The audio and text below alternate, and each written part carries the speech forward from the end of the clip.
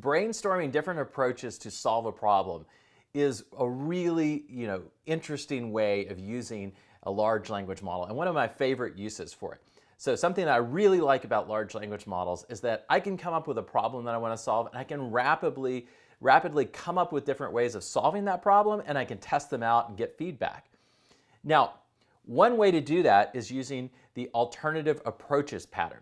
So the idea behind this is we're going to have the large language model within some particular scope always suggest alternative approaches for solving a particular problem or performing a particular task. That is, we always want it to give us good ideas. Now, I say good ideas, they may not be good, they may not even work, but kind of like brainstorming in a group.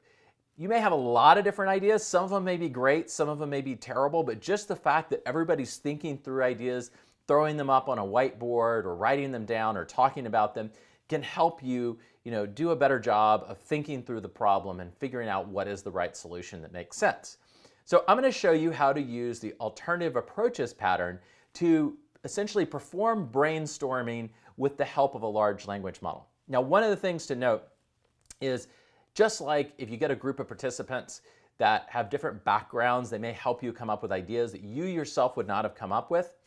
Well, a large language model was trained on a big corpus of material, and it's probably seen lots of problems and seen discussions of different solutions to that problem or different alternative approaches for a particular problem.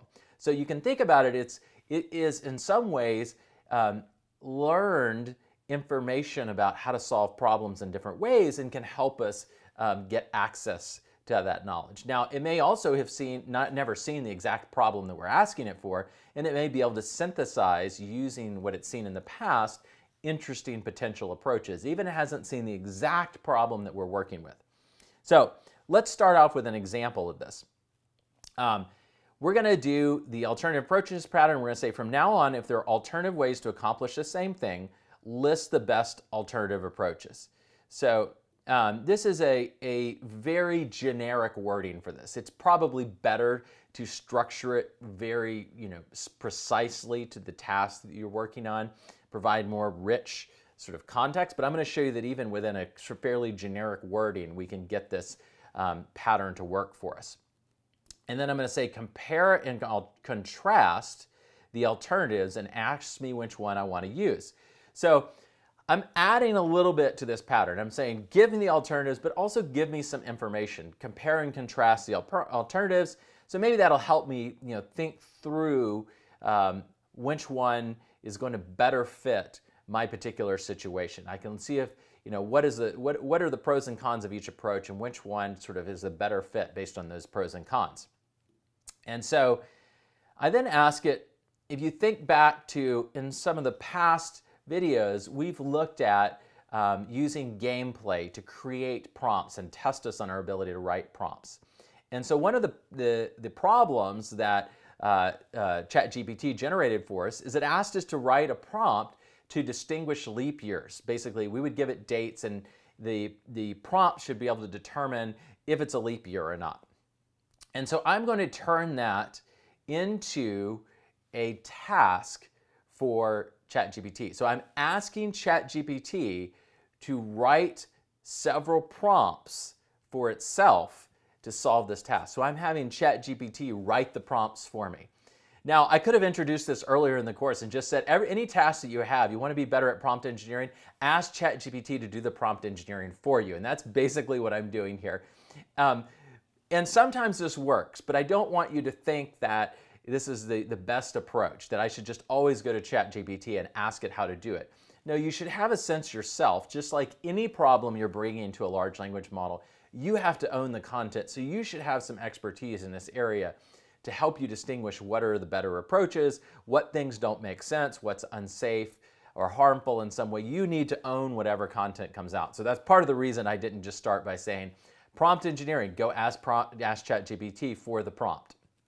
We're not going to do that. But in this case, we are. We're saying we want ChatGPT to write a prompt to use few-shot examples to determine if a date in the year, month, day format is a leap year, and the output should either be year is a leap year or this is not a leap year. And so ChatGPT then says, approach 1, direct question format. In this approach, we directly ask ChatGPT whether a given date is a leap year, and then it shows us the few shot examples for doing this. So it's generating the prompt for us that we could provide, use essentially to go and check if something is a leap year. Then the second approach, it says conversational format. And then it uses a completely different sort of style. It's still roughly the same format of generating few shot examples to solve this problem. Now notice I scoped it to few shot examples. I could have left the scope more wide open and just said write a prompt to do this, but I thought it'd be fun to look at different, can we write the few shot examples in different styles and will it make a difference? And we could go and test this and see if it does. But we now see it generating, again, it's solving the problem of showing few shot examples for leap years. And now it's actually, I noticed something interesting. It's showing us how to solve the problem. It didn't actually fully follow the format that I gave it because I said, Y is a leap year, or this is not a leap year, and it is putting the date at the, the year at the front. So it's actually made a mistake, and this is part of the reason why you should read your prompts that it generates. So make sure they're doing exactly what you want, but I could go and tell it and fix it and refine it. But you notice now I've got two different approaches to few shot examples to solve this problem. And then at the end, I get a comparison. It says approach 1 is more formal and structured, making it easier to understand and parse. It may be suitable for applications where a clear and concise answer is required. And then it says approach 2 is more conversational and natural, making it more engaging for users. It may be suitable for applications where user interaction is important, which is kind of true. If you were going to prompt the user and then have like, here's what the user said, here's what the assistant's supposed to say, this would probably make sense. If you were just, reporting on a Q&A, then maybe the other format makes sense. So it's a reasonable discussion of the different alternative approaches for solving this problem. Now, let's look at another example. I thought, what is a task that can sometimes be burdensome? And so I thought about email. Now, I haven't actually done this and tried it out on my email. I still kind of keep my email personal, if I can, to my laptop, but I thought that this would be an enhancement in the future if I was running a large language model directly on my laptop. Something like Llama or Alpaca, maybe I could do this and I would be comfortable with it. And so I say, whenever I ask you to write a prompt for me to accomplish a task, and I'm going to change the alternative approaches pattern slightly. I'm going to tweak it a little bit for this one. List what the task is, list alternatives for completing the task, and then write a prompt for yourself for each approach. So some basic format. Now I'm doing two things. One is I'm having it list the task at the beginning. So right here I'm saying list the task. And then I'm saying list alternative approaches for completing the task. So this is going to be up front. One, it helps me know what its approaches are going to be before I even see them. I can see a preview. Two, this can actually be helpful for large language models. If you have it kind of summarize the task and summarize different approaches or reasoning, this has been shown to be helpful in many cases. So I'm actually asking it to do that at the beginning, just to show you how you can tweak the pattern and get some possible improvements. In this case, it does roughly the same thing that we saw before. And then I ask me what I want you to write a prompt for. And so the prompt I ask it is I say, write a prompt for ChatGPT to automatically detect questions in a chain of emails and summarize everyone's questions as bullet points beneath each question. So the idea behind this is really, this key part is at the end, you can imagine getting behind on email and you want ChatGPT or some other large language model that you trust looking at your email, that you put it in the whole email conversation chain, assuming that you're following appropriate privacy and other rules around whatever content is discussed in that email chain. Maybe you start with something like what movie or what restaurant people want to go out to eat when you have like a group discussion. You get to these long group discussions and they've gone off the rails. People have discussed other things, thrown in jokes, commented on other people's jokes. And by the end of it, you can't really decipher who wants to go to what restaurant and why, because there's all this other random stuff thrown in. So you might go and say, summarize the questions and people's opinions on it, and it'll give you maybe just the discussion about the restaurant and people's perspectives. So you would dump this in, and I say, write me a prompt to do that. And so it gives me 3 different approaches.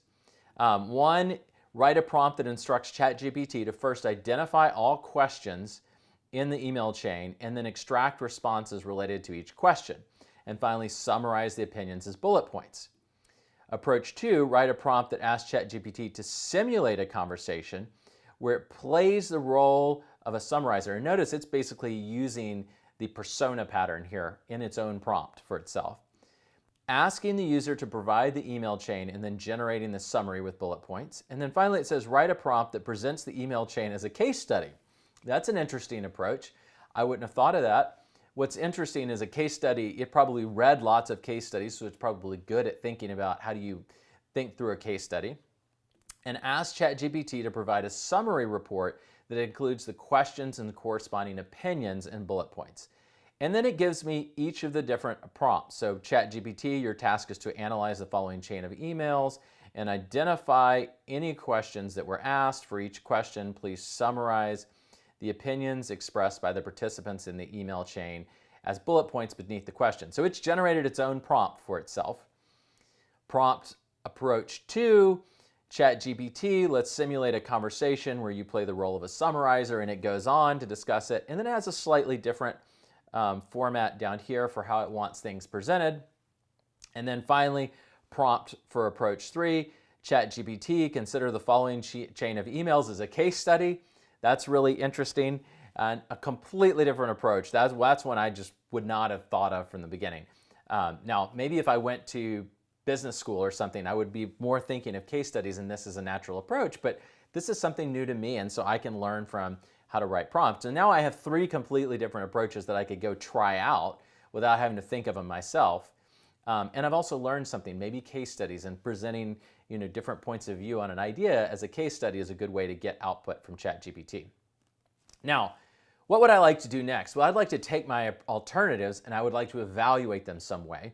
And one way to evaluate output, particularly when it's just text and you want to figure out how good does it look, does it seem to solve the problem, is just use the large language model to evaluate its own output or to evaluate the output of another large language model. Now, usually you want to do this in a separate conversation, right?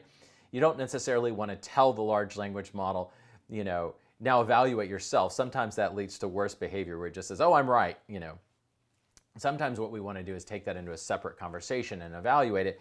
And I'm basically asking it, how would you write prompts to take your own output and evaluate? How would you write prompts to evaluate the prompts? And so I say write a prompt to evaluate several different prompts for summarizing the questions in an email conversation and the different stakeholders' perspectives on the questions. And so then it gives me 3 alternative approaches again. Approach 1, write a prompt that presents multiple prompts to ChatGPT and asks it to evaluate each prompt's effectiveness in summarizing questions and stakeholders' perspectives.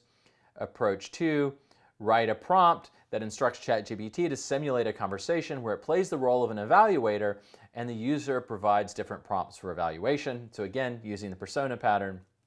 And then write a prompt that asks ChatGPT to provide feedback on each prompt and suggest improvements, if any. And so there's kind of a different take in each one. The last one is really about how do we improve each one. Second one is using the persona pattern to act as an evaluator. And the first one is really to evaluate effectiveness. So they're kind of different sort of takes on the same idea, but now I have 3 completely different ways that I could go and take my prompts that it generated itself and kind of look at, and evaluate them using ChatGPT itself.